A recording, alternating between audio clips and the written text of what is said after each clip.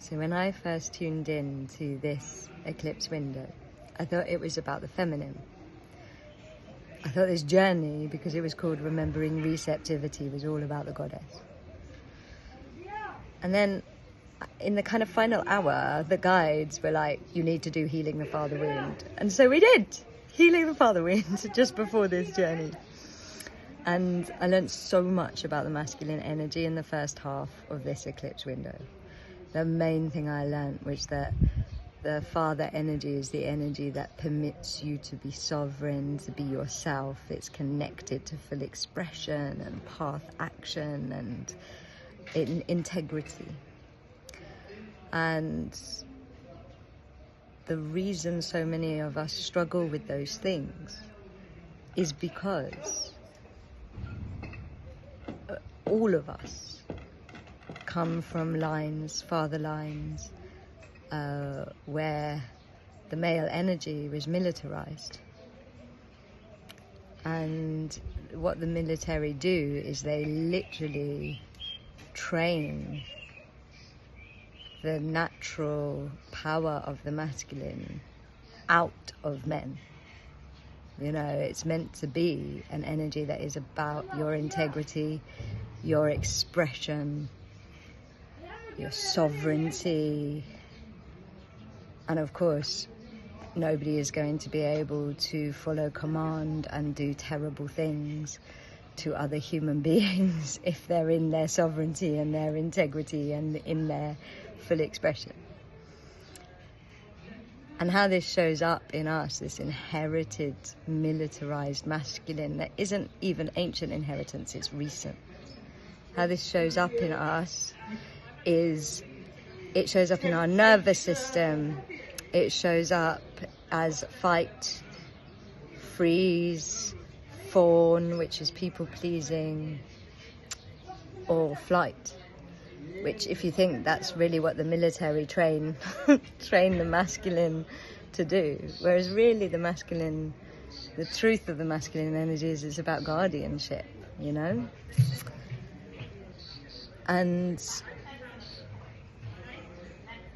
in terms of this journey, what I didn't understand about this journey until we got to the midway point and the end of the eclipse window is I couldn't understand if this journey was about the masculine or the feminine.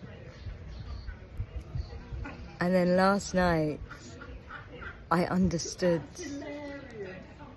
that each of the people on this journey individually and the things we were holding space for in the land and in the temples and in the collective, we're going through a process of purging, meeting, understanding how the militarized masculine shows up in ways and in us, how the militarized masculine shows up in us. And why we were going through that is because in order to change that very inherited, entrenched, indoctrined pattern in our nervous system, is we needed a new template. And the new template is the mothered masculine.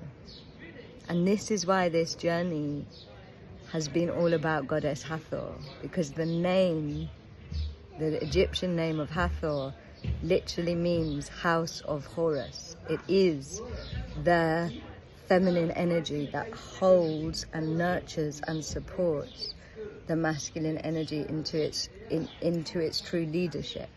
House, you know, Horus is about, the son of Horus is like the pharaohs, you know. So we have been on this journey and are still on this journey to help guide our inherited militarized masculine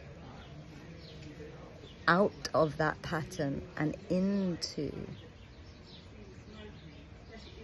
the mothered masculine, and to learn what it means to operate through the masculine when it is mothered, when it is supported, when it is held, when it isn't in survival mode. And one of the things I saw, and this is what I want to share,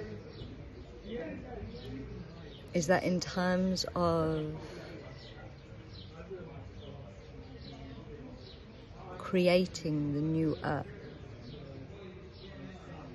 we have to find out what mothered masculine, what House of Horus, what this new template is to us, to our nervous system, to how we express and be in the world, to what power means through that. Because in every moment that we feel ourselves in the militarized masculine, we have to make the choice to be in the mothered masculine. Because otherwise we're just energizing more of the militarized world, more of the old world. And if we want to be the change, then we cannot do it through fight, flight, fawn or freeze. We have to do it through the power of love. And our nervous system will only do that if we can train it out of the ancestral militarization and into the pathway of the mothered masculine, which is a new pathway, and it's an ancient pathway, because Hathor, Temple of Horus, House of Horus, Womb of Horus, holding Horus. Imagine the world we would live in if our leaders and our own leadership was done from a place of mothered masculine. And that's what I want to share from today. We had an amazing light chamber to support it, and I'm sure the guys will be ringing more about it.